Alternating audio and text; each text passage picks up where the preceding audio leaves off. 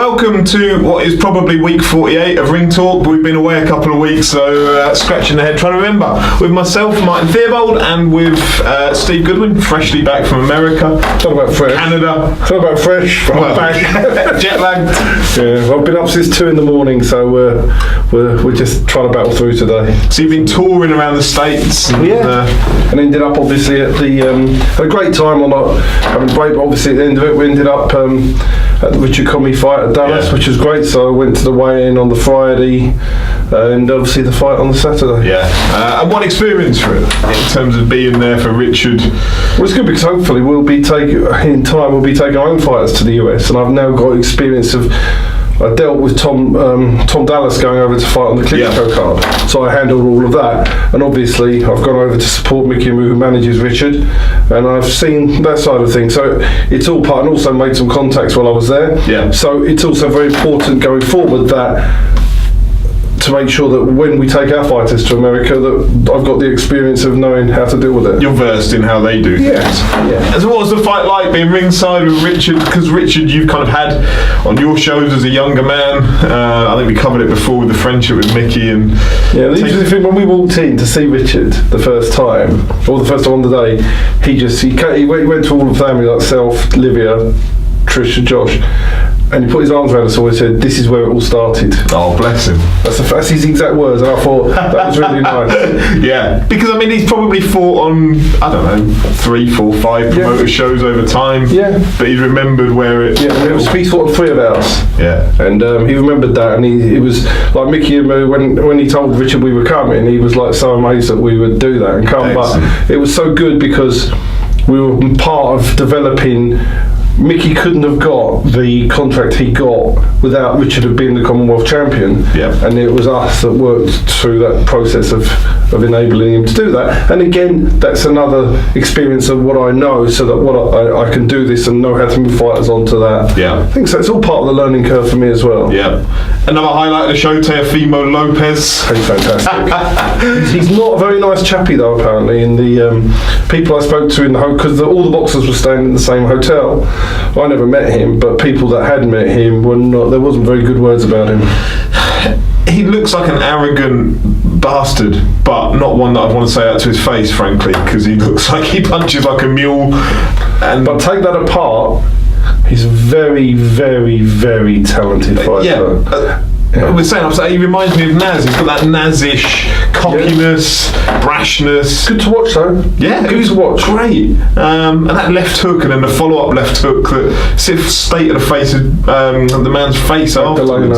Magdaleno. I mean, the only thing you've got to take into context with the fight, and I was talking to Josh about it at the time when we watched him. I think he looks really good. Yeah. But Magdaleno was stopped in 2 rounds by Tony Flanagan. Yeah. So let's put that into context. I know Tony Flanagan's world champion, but in reality, just put it to we need to see him fight somebody a bit better. Yeah. But he does look. I think he looks exceptional, and I think he can cope with that. But I think he's going to be an exciting progress. So I'd get up in the middle of the night to watch it. Put it that way. Agreed. And what do you think of his celebrations after? Disrespectful? Yeah.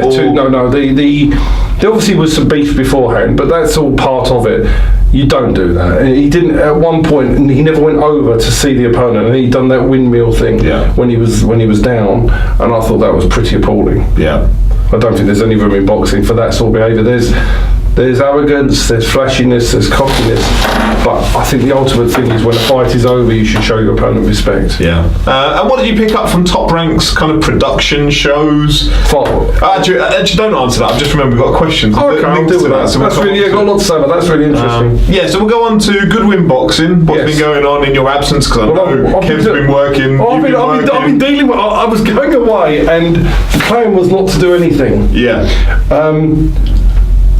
I was in constant contact with Jamie Speight, believe it or not. Oh, of course you were. He'll ring you all hours. So Jamie, I was texting backwards and forwards, you were messaging back. So I spoke to Jamie a few times on message, and but he's a friend as well, and you always keep contact. So I kept in contact with Jamie quite a bit, but I was also having to deal with closing down some deals. Yeah.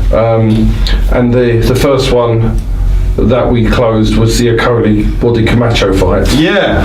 So that was announced on Saturday night. But we'd done the deal think probably the Sunday before. Yeah, I was intrigued actually when Wadi was getting up into the ring. Do you sign off on him getting up into the ring and having that face-off, or is that down to Wadi whether you want to do it or not? Yeah, I mean, that's standard stuff. When you sign a contract for a title fight, one of the clauses is that you do whatever the promoter does within reasonably to promote the fight. So Wadi has to fulfil that obligation. Right. So that's not a question to ask. I haven't got to sign off.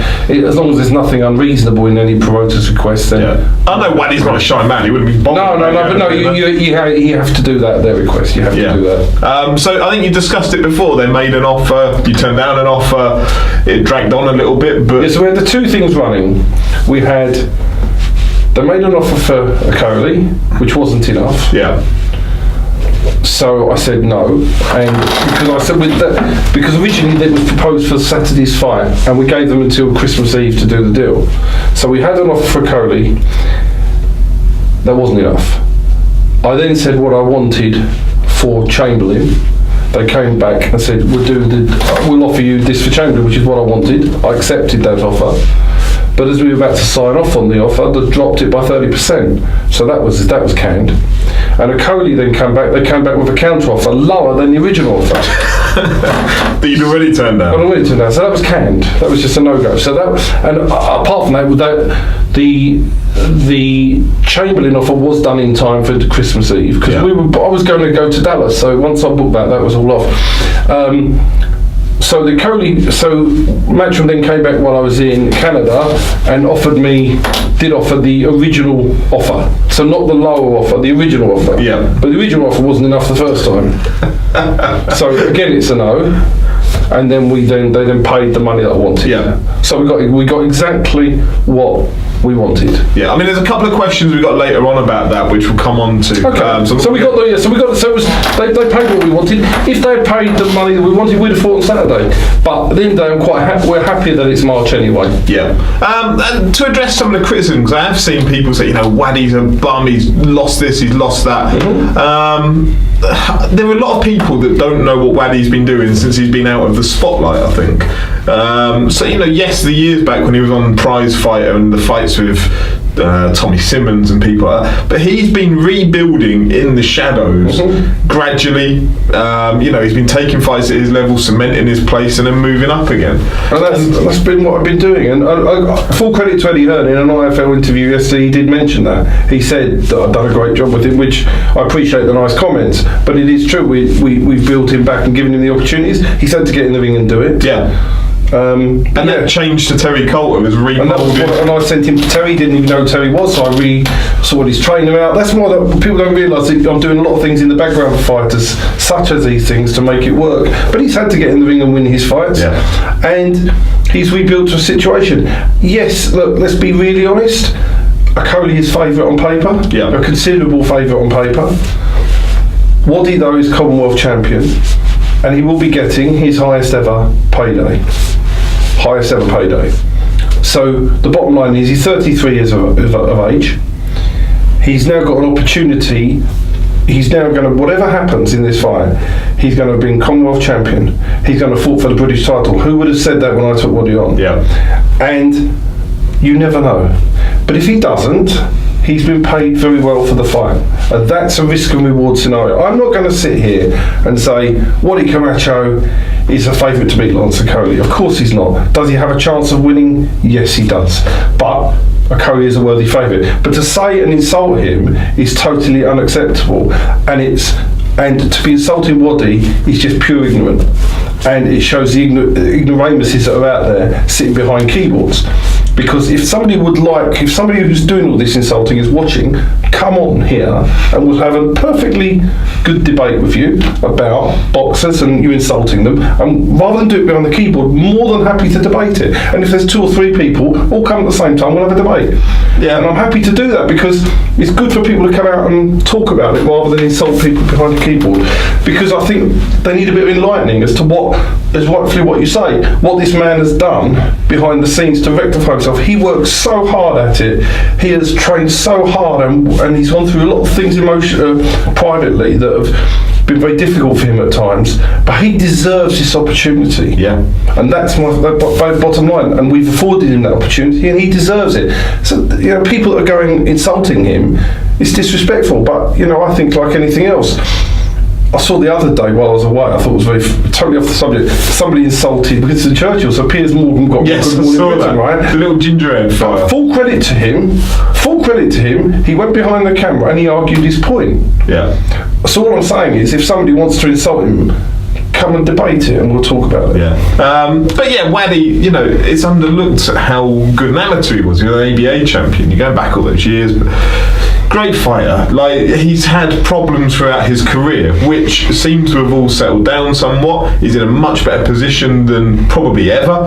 And I think through all of that builds up to, he's got the experience over Okolie. So you could say, yes, he's not the favourite, and it's hard to argue against that. But the one thing he has got is that experience that Okolie doesn't have. Okolie, with all due respect, he gets people out of there, or he resorts to jabbing and grabbing. Yeah. So the key for the fight is for Wadi to weather the storm and not get caught early, and then I think it gets very interesting. Yeah. And I know Terry Coulter, his trainer, he's fancied this fight. He's a brilliant trainer. He'll have a plan. He's fancied this fight. I know he does. He really fancies it. I mean, Kevin. A few months back. Kevin said to me yesterday, because I got back in, I just had a debrief with Kev, and he said to me, I spoke to Terry Coulter on the phone. He said he's got me as a believer. Terry, good on him. The good thing is, Terry Coulter really believes it, right? And he's got a plan. That's what you need. So for the first time in Lawrence Okolie's life, he's going to go in with somebody who believes he can win. I don't believe, and I think I don't believe when Isaac fought Okolie, that as the fight unravelled, he believed he could win. And I do actually think that when you get in the ring with Okolie, it's a lot more difficult. He's very awkward. Yeah. But I think with Isaac, he had the problems with the knee, the problems with the trainer. There were lots of things that probably, when it got into that sixth round, that it's really tough and you're down. And that's what I thought, but I didn't feel that he had the right preparation. And when I'm saying winning, I don't think Isaac went into that fight totally and utterly 100% convinced he was going to win with the perfect team set up behind him. He didn't have that. So this will be the first time. I mean, that guy on Saturday was a joke. Right? So this will be whatever happens in the fight, he's got somebody who's going in there with the belief that he can beat him. Yeah. And actually, I will rephrase it. I think we've got to go back. I'm not going to say Matiaskin didn't believe he could win, but I think he got very frustrated in the fight. So I think Matiaskin actually believed he was going to win, so I will take that back. But whether this is a case, but during the fight, he didn't do anything about anything, and I don't know why that is, because I expected Matty Haskin to give him all sorts of trouble. Yeah. So I actually retract what I just said, because I forgot about that. I just had a blink with Matty Haskin, but I think that we will see. We will just see. And I think Okolie. I thought Okolie was a really, really exceptional talent, but I think in his last few fights, he's not really producing. He's not fan friendly, is he? No. But I'm not sure. But he's actually a nice guy. But we'll just have to see. I mean, what is there to give, or the best he can give, and if his best is good enough, he'll win. Yeah. And I hope he does. But the thing is, he's got the opportunity. But for me to sit on here and say, Wadi Camacho wins, he stops Lawrence Okolie, you'd think I'm just talking nonsense, but we think he's got a chance, definitely. Yeah. Another big fight for Goodwin Boxing fighter, Sam Smith. Yeah, she's got pleased to announce, Sam Smith has got a European title shot in Madrid on the 22nd of March, the night before Wadi fights. Yeah. So I've got to get. So you're going out and then back? I'll go to Madrid, get back, get to Wadi. Yeah, so I'll be going to Madrid. That's the plan. So she fights on the 22nd. So she had a Commonwealth title shot at home, and it didn't go well for her. She got caught early, but now we'll go to Madrid, and hopefully she'll. We know that she's got to win wide to win, but it's an opportunity, and we're going to take it. So I'm delighted for Sam that she's got another opportunity, and winning the European title Who knows then what happens? So to give people an idea of some of the stuff that goes on behind the scenes, I'm not sure how much can be divulged on here or not really, but I remember after Sam lost that Commonwealth title fight, she came up here with her trainer and sat in the room with yourself upstairs, and you started breaking down like, okay, you lost, now how are we going to do this next time? And you were breaking down the options of like, what can you do at your weight? Can you make it to the weight below? Can we get a nutritionist in that can do some magic to make you lose that weight? What are the options then? What titles are available? You're breaking all that down, getting onto all the Commonwealth titles, the European breaking all of that down and giving her the options. And then, you know, would you do it on your show? Would you do it on somebody else's show? These are the costs that would be associated. And like, it was just fascinating seeing, okay, you've lost, fine, fuck that, put it there, we're going to move on, and this is how we're going to move on in one of these multiple ways. And actually this European shot wasn't one of the options at the time, was it? But I think it was one maybe that you discussed at home, and what the cost would be then of getting the judges, could you get a sponsor in for this? Because it was more difficult because Sam's based in Leeds, we promote in London, so you're therefore relying often on a third party promoter or a TV promoter.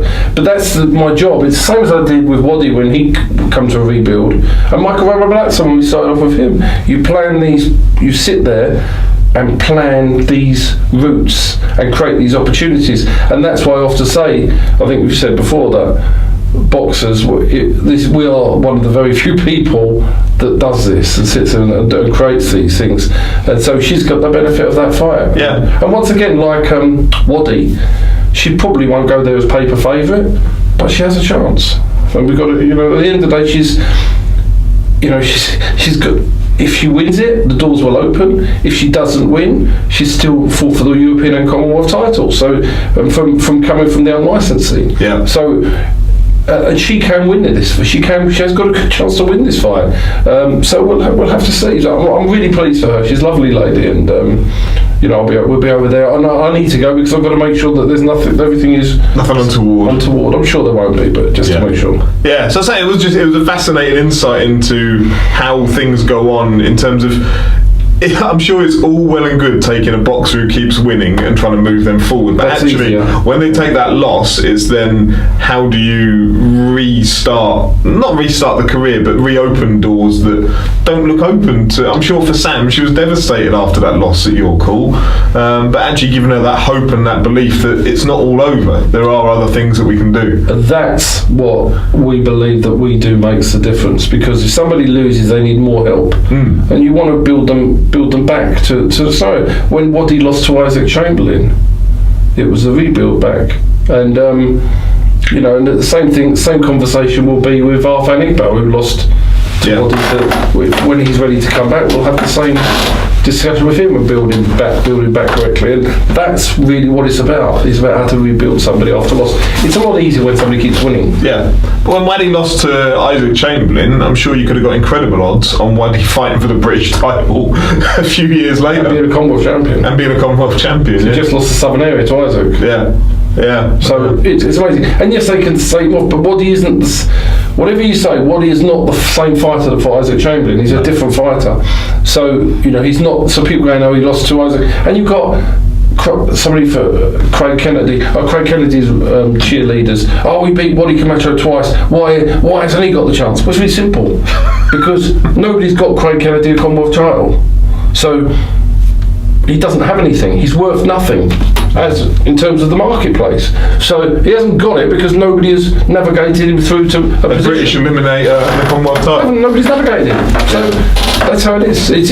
You've got to have the right planning behind the scenes. So, you know, at the end of the day, go and crack on. I mean, Craig Kennedy, quite happy when if Dillon Juma beats Chris Billam-Smith, we'll happily fight Craig Kennedy in a British final eliminator or something like that. So Craig, you'll get your chance with one of our fighters when it's at the appropriate level. And at the moment you're not a Commonwealth champion, so you don't deserve the Lawrence Okolie fight. The final bit of kind of big news for the Goodwin stable is Bradley Smith going on the Matchroom card over in Peterborough. On the 2nd of March, so delighted that we've got, after Dana Zaxo fighting at the weekend, we have another fighter on the Peterborough card, so Bradley's definitely fighting there. So delighted for that. Could give some nice opportunities, exposure of the bigger shows. It's his hometown as well. His hometown. What's also good is when your supporters see you on one of those big shows, it lifts the profile of the fighter, because they think, oh, if he's good enough to go on one of those shows, he must be good. So it does help to carry forward the perception, if nothing else. Exactly. Even if you're fighting the same level of opponent that you'd fight at your call, the perception is you build a bigger fan base by getting on those shows. And I'm grateful that Matchroom are enabling us to do that. Will he be on TV? Do you know? Is that? Don't know. They'll do that. I would doubt it. But it's possible. But I would doubt it. But it depends on. I mean, they're going to put on the most competitive fights on the thing, and I don't think at this stage, Bradley's had some time off, that we're going to be putting him in an ultra elite competitive fight. I don't think that's going to be the case. Did I read it right? Anthony Sims Jr. is going to be on that card, the American. Yeah, it's random, isn't it? Yeah, just send him out to beat him. I think we're putting Jose Burton on it as well, apparently. Okay.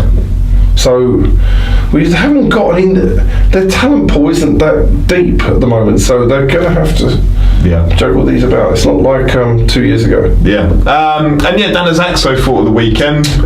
Points win. But I mean, how many people dropped Tayyip Mehmed? Yeah. He dropped him in the second, wobbled him in the third. So no, happy with Dan. You've got to remember, Dan has got very little experience. He could be a little jewel in the crown. But we're going to keep building him, getting the experience, and I think in times he'll be fighting for titles. And he can't off punch, can't he?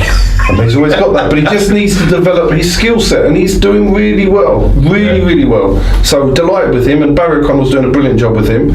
So looking forward to the progression, but we're not going to rush him, that's for sure. Yeah. Excellent.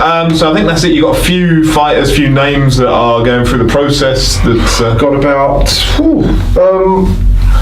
We've got 5 boxers today up at the board. Yeah. Going for their licences. We've got about 3 or 4 next month.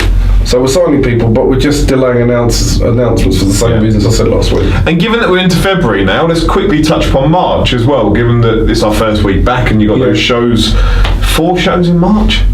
4 shows in March. Yeah. So kicking off, is it March 3rd? Second. Well, it was going to be Linus Taylor Jones. Yeah. But obviously, we've covered this so many times. Taylor Jones withdrew again. Yeah. There. We'll leave it at that for the time being. If it's a genuine injury, as he says it is, I hope he recovers. If it's not a genuine injury, then I'm sure we'll see him arranging a fight within 4 to 6 weeks after when he was scheduled to fight Linus. I hope that's not the case, and I hope that it is genuine, he has a speedy recovery.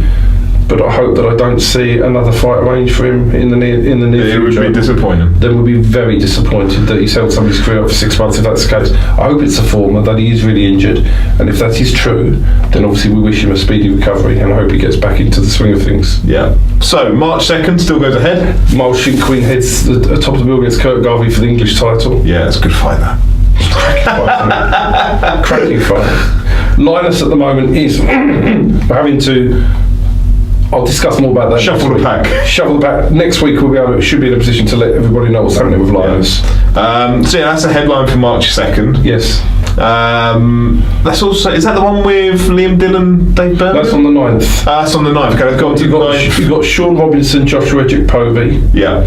Danny Couzens against Duane Sinclair. Daniel Mendes, isn't it? Sorry, don't say I'm half asleep. Daniel Couzens, Danny Couzens. Duane's gone up. Sorry, Danny Couzens against Daniel Mendes, and obviously Liam Dillon against David Birmingham. Yeah. So 3 southern areas on the 9th.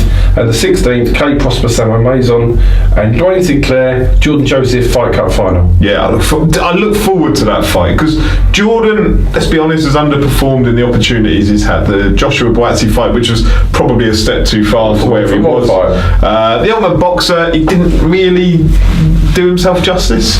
I think that's fair to say. But what's this 10-round fight with Duane? Mm-hmm. That's his opportunity. He's got to take that if he's going to do anything, in my view. Duane has improved vastly over the last 18 months. That's Jordan's opportunity to cement himself for me. I think it's a really good fight, and the winner's obviously going to win some cash money and obviously cement themselves for a bigger title fight. But I think for both of them, Duane's 36 now. Yeah. So it gives him his big opportunity of a big fight. And for Jordan, he has not performed Chris Hobbs, he didn't perform in that fight as well as he should. He lost that narrowly, so he's got to perform. So it's a great crossroads fight for both. I think for Duane, for him to go on, he's got to keep winning, hasn't he? Yeah, absolutely. And then the 23rd is 23rd. Yeah, that's headlined by Florian Marku, who's 1-0, 1 KO, and we've got on the undercard at the moment Brad Pauls, Eric McConzo, Michael Grant, Brad Pauls, Michael Grant, Eric McConzo. One other? And one other. One other. Yeah, one other. So, at the moment, there's 5 fights on the card. Yeah. It's a slightly different setup than the normal show. So Florian, for those that don't know, which I'd imagine will be a lot of people, is a huge superstar. He's the David Beckham of Albania. Massive kickboxing fan. He's got mountains of fans. He has people going to the gym waiting to have pictures of him outside when he finishes training in the UK. Yeah. That's how big he is. I looked at his Instagram account the other day. He's like hundreds of thousands of followers. He's massive. Lovely fella, but he's massive. Yeah. And it's going to be a very interesting evening. Be different. Although I won't be there because I'll be at the Copper Box with Wadi. Oh yeah. So I won't actually be there, but yeah, it's going to be an experience and a half.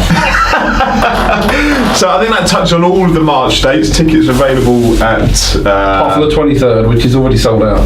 Is it already sold out? There are no tickets available. It's sold out. The boxers who are fighting haven't even got a ticket. Brad Pauls, Eric McConzo, there are no tickets. Has he sold them all personally? He sold them to all his people. We had the orders in, they're all sold. All gone out the door? Gone. we have no tickets. That's incredible. The Albanian David Beckham. That's amazing. Sold out, you're cool. Can I get there? I want to see him. You want to see him? Yeah. You can come. I'm going to go and second someone. I'm going to be in a corner. So there are, so literally that is... Crikey. That is where we are sitting.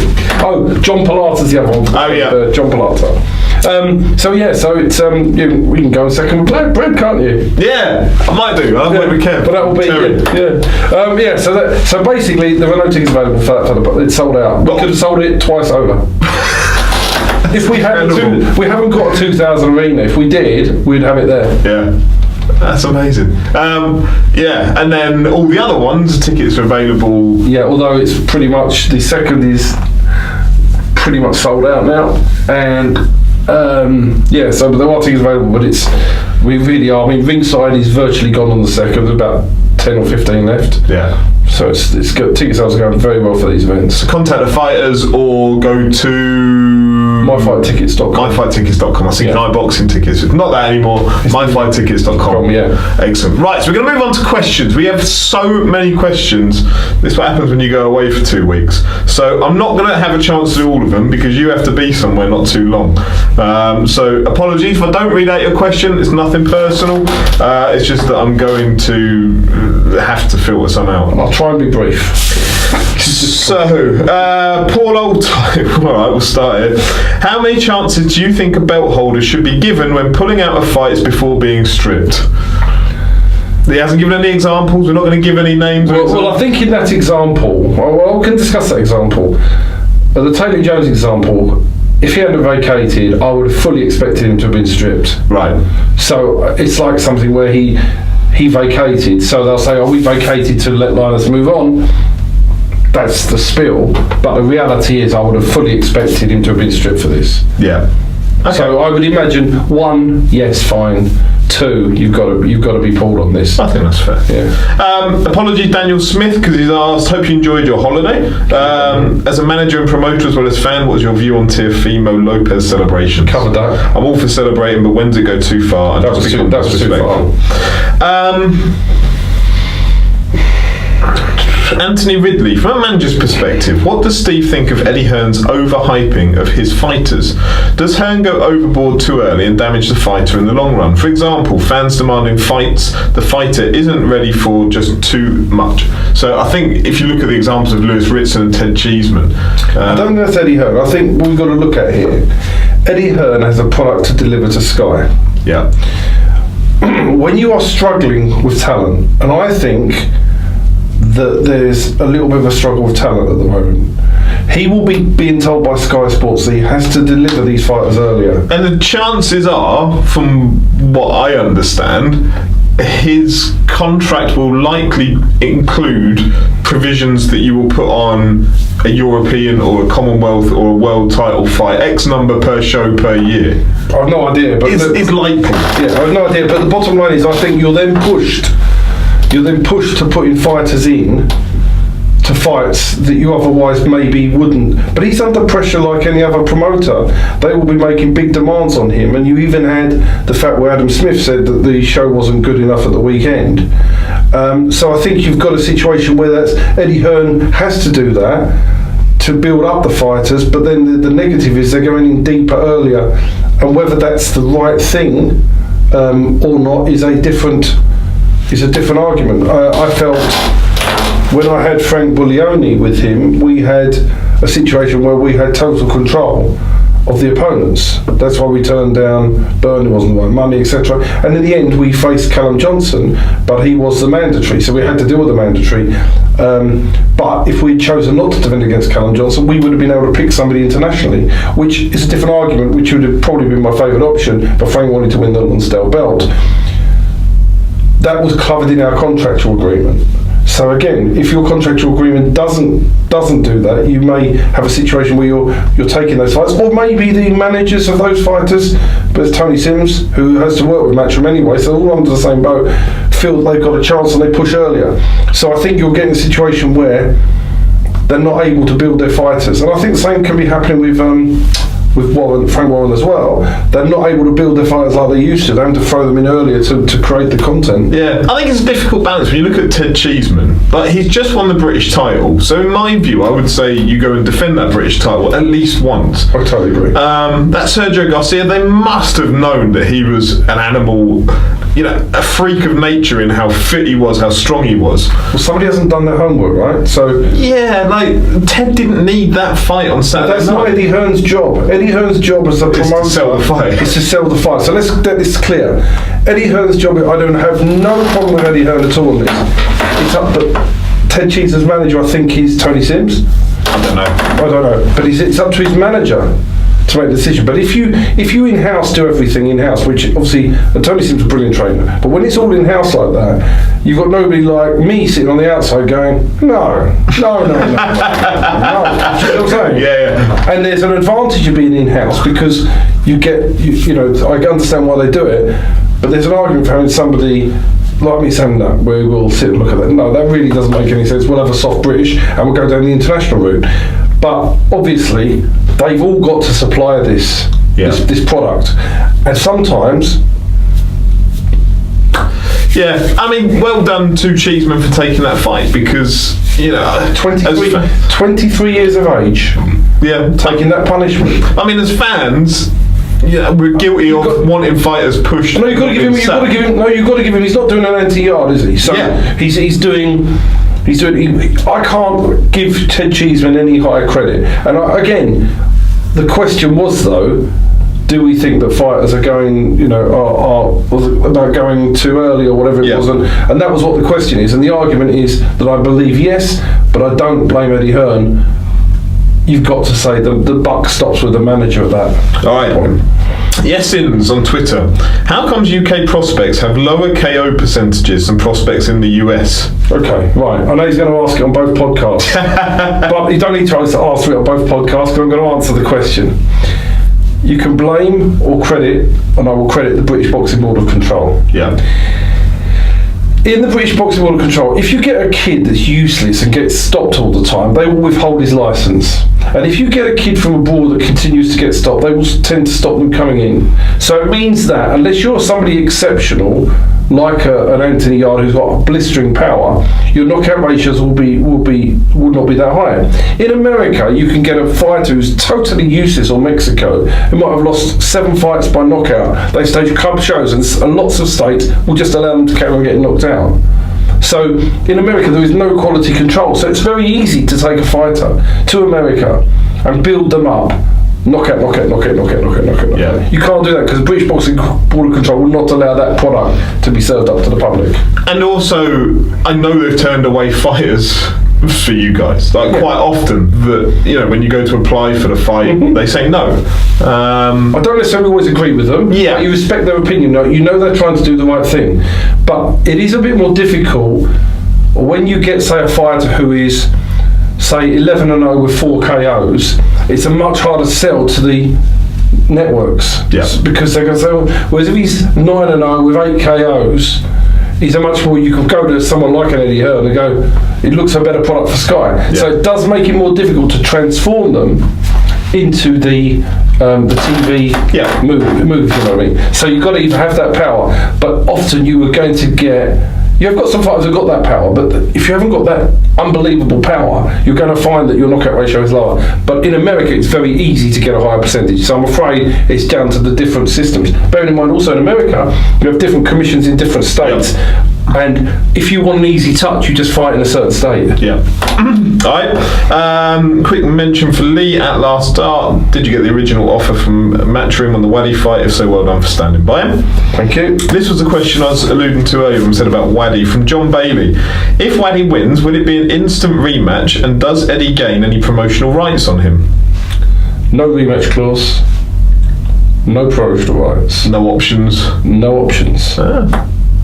Because why do I want to sign that? Because Eddie you see, Eddie would offer me, if I asked, he would give me an option on him winning. Yeah. And I could also build in an option on him losing, right?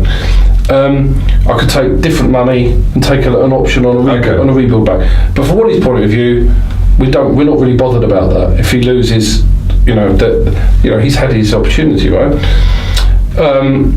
And hopefully he doesn't lose. But I'm going to be far better negotiating with a British and Commonwealth unified champion. Yeah. Right? With a fresh, clean slate rather than agreeing a deal beforehand. Because I know if Wadi happened to beat Okolie, Eddie would be trying to do a deal. Yeah. And I'm going to be in a far greater position to do that afterwards rather than before. It means that I'm gambling that he'll want to do a deal. And it also means that you could take him to fight a Jack Massey, for instance, or there would be other options that are available or overseas. I could even take him to America and have a fight. We could, because if he's British Commonwealth champion, I've got so many options, and I believe in my ability, my judgment call, not to sign up any options before the fight. And if he does win, that's fine. If he loses, he loses. But if he wins, that's my call. Also from John, if Fury Wilder does go to purse bids, will this headline your York Hall show? As we know, Steve doesn't lose purse bids. Very good. Another question from Daniel Smith. We'll go on to this one because I screwed your other one, sorry. What about Dillon Juma versus Richard Riakporhe for the same night as Wadi versus Okolie? So let's go back to Dillon Juma. We have previously offered Matchroom Isaac Chamberlain for Dillon Juma, rejected. Lance Okolie, Dillon Juma, rejected. Richard Riakporhe, Dillon Juma, rejected. So, to be fair, we could turn this round. They could say, who is Dillon Juma? We don't need him. Or is it that, there are different avenues that they could reject. Like, he's not high profile enough. He's too dangerous. He wants too much money. But Isaac Chamberlain you can argue that. Well, we haven't got into money. It's just no go. Right. The reason they're no go, they don't fancy it. Yeah. So consequently, they're not interested in that fight. And we have tried to do the Richard Riakporhe fight on various occasions, even before he was signed with Matchroom. They did not want to know. Okay. So at the moment, though, it's irrelevant to that situation because Dillon is now mandatory for Chris Billham-Smith and the English title, and hopefully they won't try and pull another postponement of the purse bids that are due next week. Right. So when he beats Chris Billham-Smith, hopefully he does, then we've got the English title, and then we're in a very, very strong position. And we'll be pushing on towards the British then.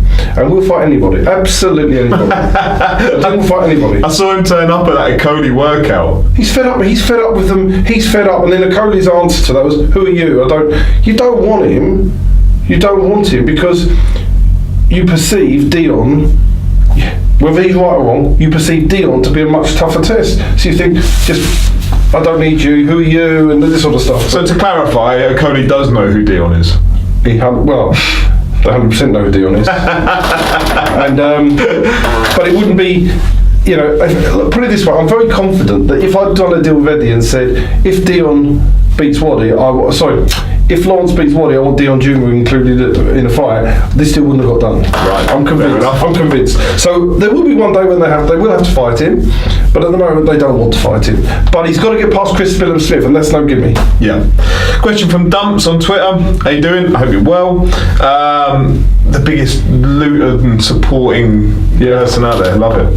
Any news on Linus' opponent for March 2nd, and will it still be for the vacant or for the Southern Area title? I can't discuss that today. Yeah. As you know. Yeah. Why? I'll hopefully have that sorted for next week. But I'm afraid this has all been caused by the scenario that we've already covered on this thing. Yeah. But hopefully, I will go through it all in detail next week, hopefully.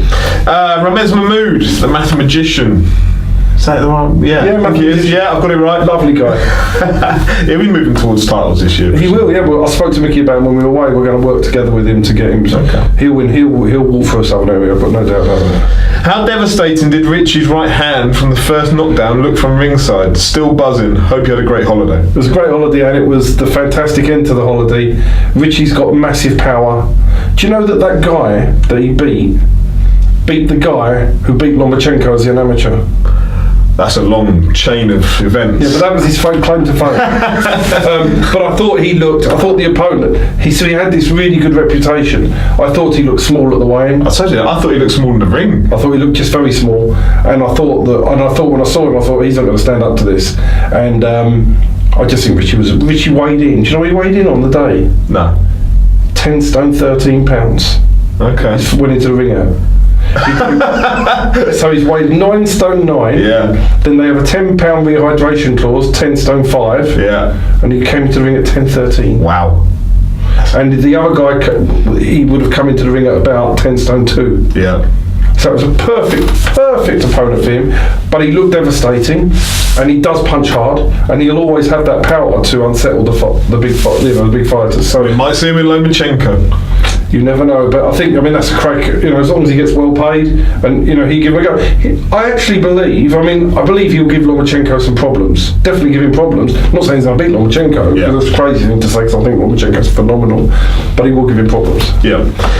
Brian N on Twitter. I'm going to have to go through these fairly quickly now. If Steve could manage one of the following: White, Joshua, Fury, or Wilder, which one would he choose and why?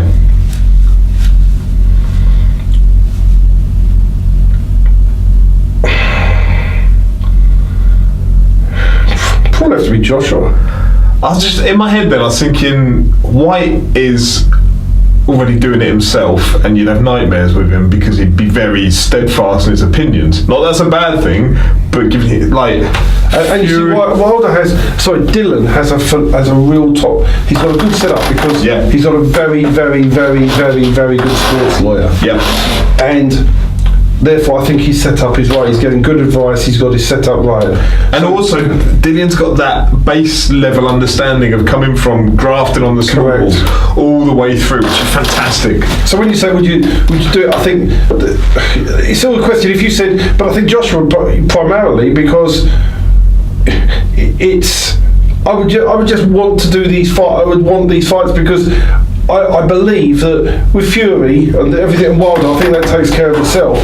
But I think with Joshua, somebody needs to sort out this mess, and and who is making these? Because as it's always now transpired, it's not about this initial percentage, right? It's all about the tie-ons and the things down the line that people are having to sign up to. Somebody needs to tell him that if he. he continues to take this stance, and I actually understand the percentages, but I think that even Dillon has said he would do the percentage, but it's what he's getting caught up with on the back end. And that's why he said that he would wait out for the WBO mandatory, take the 20%, but then have no follow-up obligations. And that's the problem. So when you keep going, it's all about the percentage. It's not about the percentage. 50-50, 60-40. Of course, why would Deontay Wilder sign a 50-50 percentage when he's got these other bloody things, when he becomes a unified champion and he's still giving Joshua, in effect, the lion's share or signing over rights? Yeah. Why would you do that? So it's that enforcement of the follow-on deal that's causing the trouble. Yeah. And I think the public are getting caught up in these 60-40. It's nothing about that. It's the follow-on that's causing the problem. Yeah. So I'd like to be able to sort that mess out. Jamie Speight, I hope you had a great time, but did you miss me? Well, not that much, because we kept texting, we kept contact on Facebook. So it's hard to miss someone, Jamie, when they don't fuck off. I love Jamie. He's a lovely. I've always got time in my life every day. He's going to wallet me now next time. I've got time. Always got time for Jamie. Always got time for Jamie. When's he out next? He's out. I've just done another fight for him. He's out 4. I've got him 4 fights in March. It was after the Jazza Dickens fight, wasn't it? At one point? Yeah, they're not going to give him that fight. Nah. I'm afraid, in reality, yeah. Give him the fight. Go on. Jamie will turn up. But the thing is, if they're stuck 2 days to go, he'll get it. He won't get it a month in advance. To be honest, we had the Sky fights with Bellotti, Cordina. That was when his record was not. Yeah.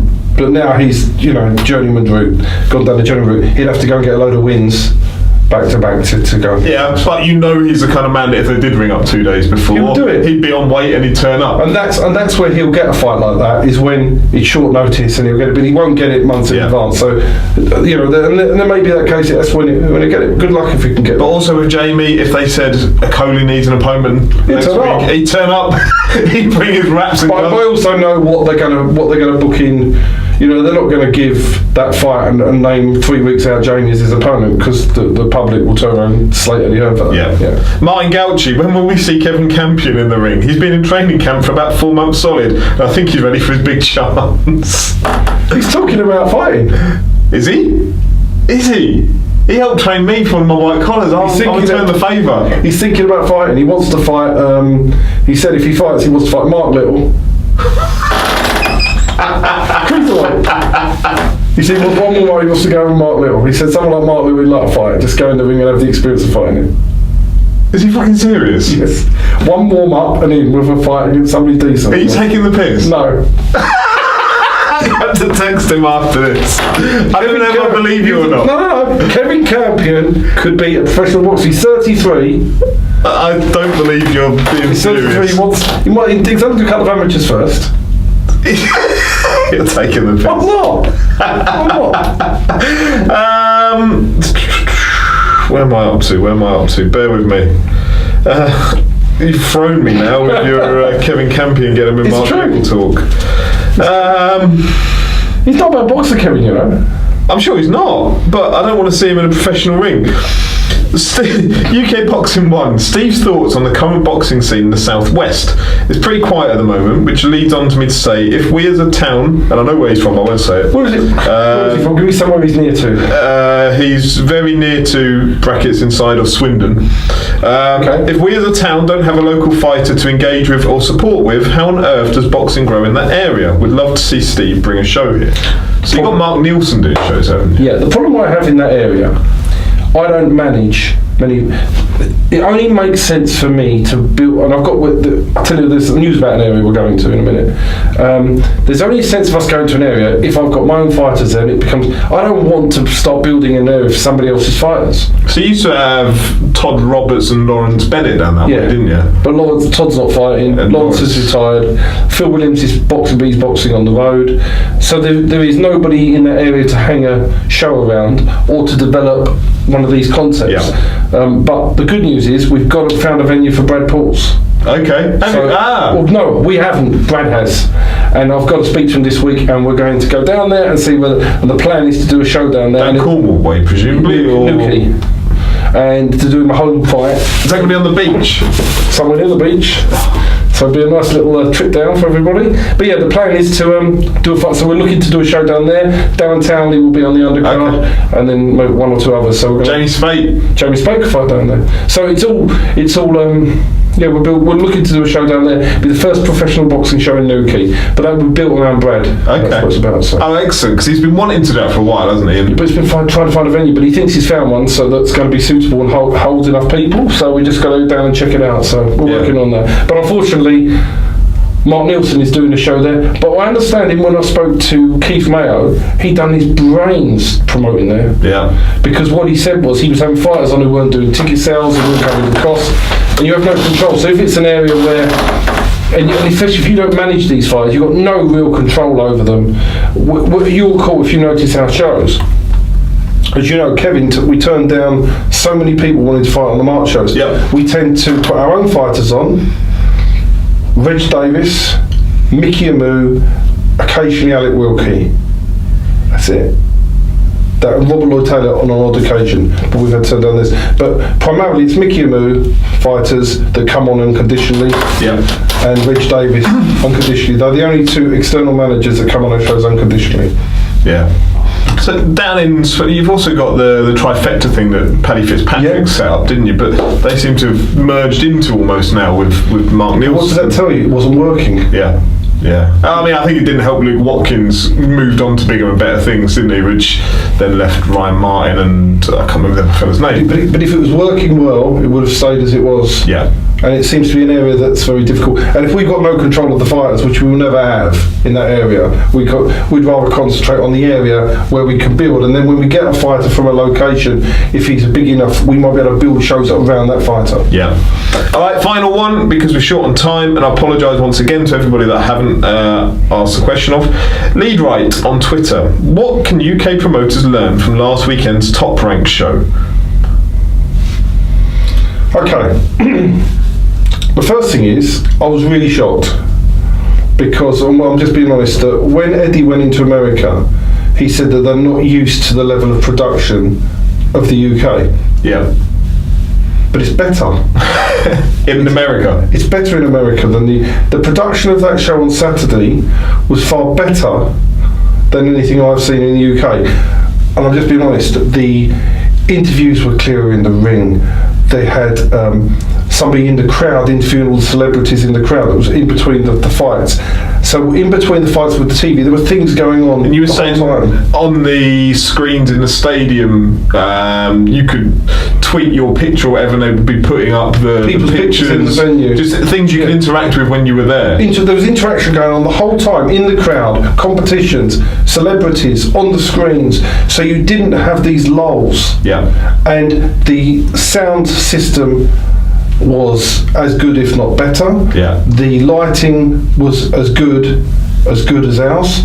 So I think I was shocked to say that the production is better. Hence why I'm scratching my head, because when Eddie took Matchroom over there, I thought it must be terrible in America because we've taken over our product. But our product our presentation is not as good. So I don't really understand where that was about. So I can only say what I see. It was better. It was done better than we do in the UK. Okay, interesting. And the other part of his question was, who impressed Steve most on the Top Rank card and why? Apart from Richard Commey, Lopez. Yeah. Exceptional. Yeah. I thought, just coming down, I thought Oscar Valdez smashes Josh Warrington. Do you? Yeah. I think he's just a better version of Josh Warrington. Cool. It's a big shout out. That's my opinion. Might be wrong. Was that his first fight back since Quigg did his jaw, didn't he? Yeah. I think he's just... I think Josh Warrington is a vastly improved fighter. Yeah. But I think Oscar Valdez is a step too far. Okay. But I think that Warrington beats Kid Galahad if they go that route. Yeah, so do I. You do as well, yeah. But I think Oscar Valdez in America, which is where it will be, I think that he will. I think he will. He's just a busier, more effective fighter than Josh. What a fight it would be, though. It would be. I would get up in the middle of the night to watch it. But I do think he beats Josh. I'd love to see Josh beat Oscar Valdez, but I don't think he does. I think this is the step too far for Josh. Yeah, but what a fight it would be. I'm up for that. Because I think, I mean, I'm talking about Josh and I'm not belittling him, but he has improved. I've got all credit for him because he's come up from the small halls as well, with a brilliant manager in Steve Wood. But we have beaten Selby, who's weight drained, Frampton, who I believe had gone over the hill and hasn't been the same fighter since he had Shane McGuigan, and he's beaten them. But he would be meeting the first guy at the top of his game, who's at the right weight and is going to have every home advantage and has got big support, and that would be hard for him. Yeah. All right, we'll keep an eye out for that one. As and when it happens, if it happens. Well, have they've got to do that or Warrington or Galahad? I think they go with Galahad. I think they should. Yeah. Right, we should leave it there. Thank you very much for your time. We'll be back next week when Steve will be less. I was going to say hungover. I mean jet lagged, but the two are very similar. It's everything hungover because, like, literally, you're sort of missing. Your brain's not functioning as well. I haven't had any sleep, so for 2 days really. Right, so we'll be back next week. We'll start focusing more on the March cards, I think, and what's going to be happening there. And we'll talk about the Linus situation. We'll hopefully have something sorted out for him by next week. Clarity for it. Right, excellent. Thank you for your time, and we'll see you then.